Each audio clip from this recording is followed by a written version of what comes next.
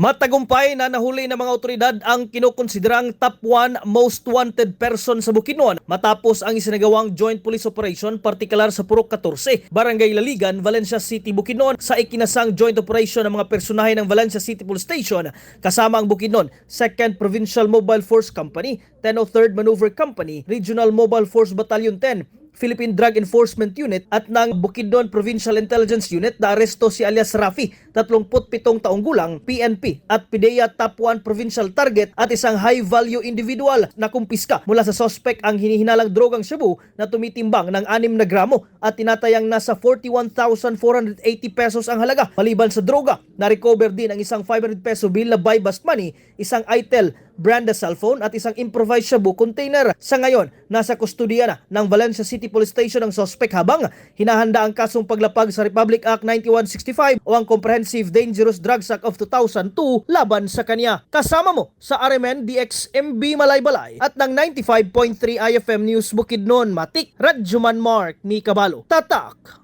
RMN. RMN Network News.